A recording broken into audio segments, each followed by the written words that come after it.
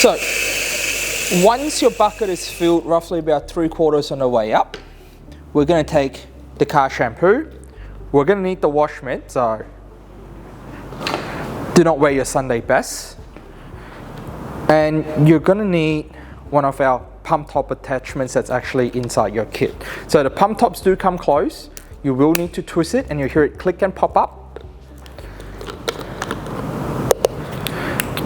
Pump attachment goes in. Now they are a little bit long, so you do need to just give it a little bit of a twist. Yep.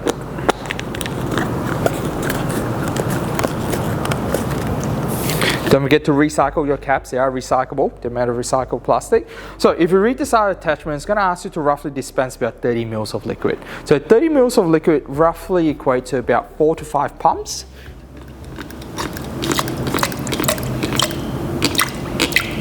Now I always give a little extra anyways. You get the refills for free if you're one of our members or did buy any of our packs. So don't be shy on it, is what I'm saying. We're paying for it, you just got to pay for postage. So I always like to add an extra little bit. Now this is the second most important part. Handing a wash mitt, just want to soak it a little bit, just agitate the water and make sure that the shampoo is being moved around nicely. Give it a little squeeze. Now I always like adding a couple of extra pumps onto the actual mitt itself just to lubricate it, especially if it's a fresh mitt that's just out. Now you want to see from here, as you're lubricating it, you're creating all these little tiny air pockets. Now those tiny air pockets is what's actually going to help remove the dirt more efficiently for you. So we've prepped our surface, hands in, and off we go. Nice circular motions.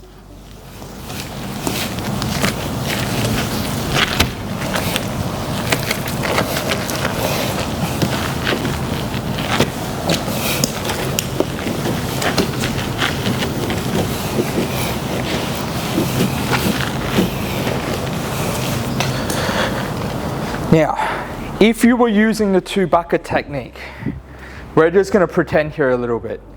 You got your 2 buckets, the first one goes into here, you agitate it, you're trying to remove as much of the organic matter that's been transferred from the paintwork to the washing mitt.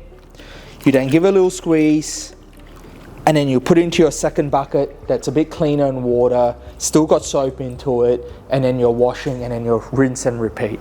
Now because I've got the grit guard, all I need to do is really just give it a good agitation, take as much of that dirt off,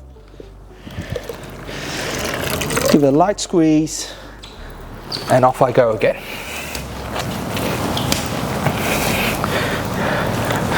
Now I've got no doubt I'm going to get a few hates from a few detailers and car washers online when they do watch this video. They're going to say that I started at the bottom and I went away on my way top. Technically, you should start at the top and work your way down, because traditionally speaking, the heavier particles would sit closer to the bottom. They're more heavily contaminated, so you don't want to do a cross-contamination. Disclosure, we have been working on this car for the last couple of hours, so we have actually done a very, very light wash already to start off with, so the cross-contamination part is not as important. So that is your washing component done. So I'm going to quickly expedite this. Usually that will get cleaned up a little bit more. Put it back onto my zero, and I'm just washing off the shampoo after this. Now if you have a high pressure washer, again, make life a bit quicker, by all means feel free to use that. That's just going to help expedite the process for you significantly.